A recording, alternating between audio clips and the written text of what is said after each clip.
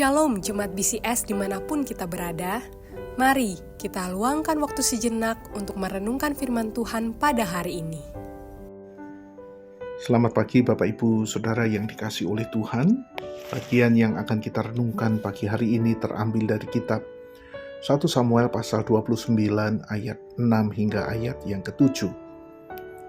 Lalu Akis memanggil Daud dan berkata kepadanya, "Demi Tuhan yang hidup, engkau jujur, dan aku senang engkau keluar masuk bersama-sama dengan aku dalam tentara. Sebab aku tidak mendapat kesalahan padamu, sejak kedatanganmu kepadaku sampai hari ini. Tetapi para raja tidak berkenan kepadamu. Oleh sebab itu, pulanglah dan pergilah dengan selamat, supaya engkau jangan melakukan yang tidak baik di mata raja-raja orang Filistin itu." Judul renungan pagi hari ini, disingkirkan untuk diselamatkan.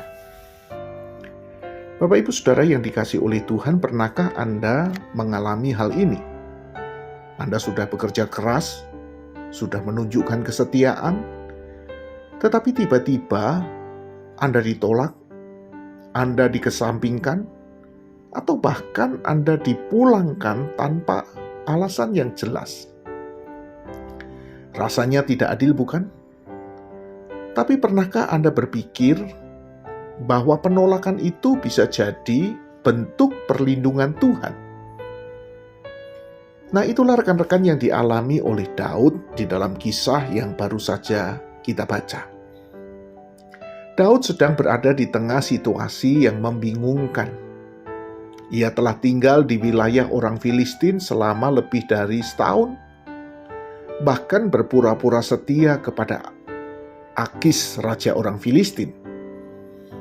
Dan ketika Akis hendak berperang melawan Israel, bangsanya sendiri, Daud ikut maju ke medan perang. Namun demikian, di tengah jalan, para raja orang Filistin tidak percaya kepada Daud dan menyuruh Akis memulangkannya. Dari sudut pandang manusia, rekan-rekan, ini adalah sebuah penolakan. Namun dari sudut pandang Allah, ini adalah sebuah perlindungan. Bayangkan rekan-rekan, jika Daud ikut berperang melawan orang Israel, apa yang terjadi? Ya, yang terjadi adalah ia bisa kehilangan kehormatan. Dia kehilangan kepercayaan bangsanya sendiri. Bahkan bisa jadi dia akan kehilangan tahta yang dijanjikan Tuhan. Nah, rekan-rekan yang dikasihi oleh Tuhan, Tuhan memakai mulut musuh orang Filistin untuk menghalangi Daud dari keputusan yang salah. Tanpa sadar, Daud sedang disingkirkan oleh Tuhan untuk diselamatkan. Nah, rekan-rekan yang dikasihi oleh Tuhan, di dalam kehidupan sehari-hari, kita juga seringkali mengalami penolakan, bukan? Lamaran kerja ditolak, padahal kita merasa itu perusahaan yang cocok dengan diri kita. Peluang pelayanan ditutup, padahal kita sudah siap. Hubungan yang kita anggap serius tiba-tiba kandas di tengah jalan, padahal kita pikir bahwa dia adalah pasangan yang cocok untuk diri kita.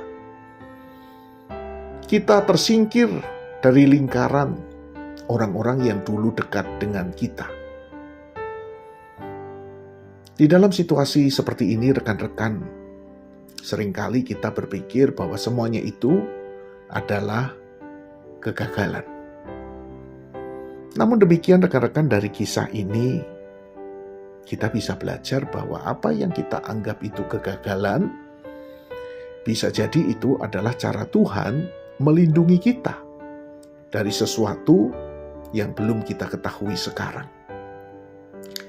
Kadang Tuhan menutup pintu yang kita anggap baik, karena Dia melihat apa yang kita tidak lihat. Dia tahu bahwa ada bahaya yang bisa merusak panggilan kita. merusak masa depan kita. Itu sebabnya rekan-rekan ada kalanya Tuhan itu menutup jalan bagi kita. Jadi lewat renungan hari ini rekan-rekan kita diingatkan, jangan buru-buru, ya, apalagi kecewa ketika Anda ditolak.